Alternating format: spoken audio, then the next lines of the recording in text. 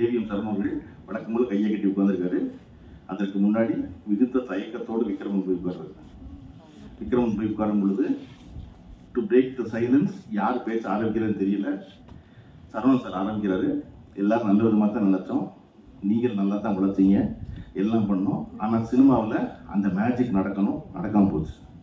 பரவாயில்ல அப்படின்னா விக்ரம் சார் கொஞ்சம் லேசாக சரி, முதலாளி ரொம்ப பெரிய வெறுப்பில் இல்லை அப்படின்னு நினச்சிக்கிட்டு கையை கேட்டு ஆமாம் சார் நான் நினச்சேன், அது ஏதோ ஒரு இடத்துல மிஸ் ஆகிடுச்சார் மாதிரி ஒரு சமாதான பேச்சு ஆரம்பிக்கும் போது ஏவிஎம் சரவணன் டிராவை திறந்து விக்ரமுக்கு தர வேண்டிய சம்பள பாக்கி இருக்குல்ல, அந்த செக் எடுத்து முன்னாடி வச்சிருக்கேன்.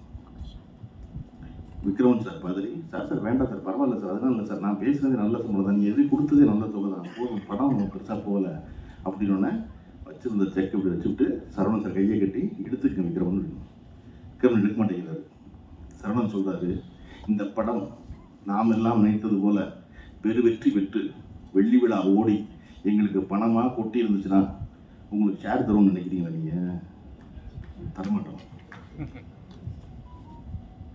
ஏன்னா அந்த படத்தை தயாரிப்பாளர் நாங்கள் எப்படி வெற்றி பெற்றா உங்களுக்கு பங்கு தரமாட்டோமோ, அப்படி தோல்வி அடைஞ்சா அந்த பங்கு உங்களுக்கு தரக்கூடாது, அது எங்களை சேர்ந்தது, நாங்கள் தயாரிப்பாளர் எடுத்துக்கிறோம்.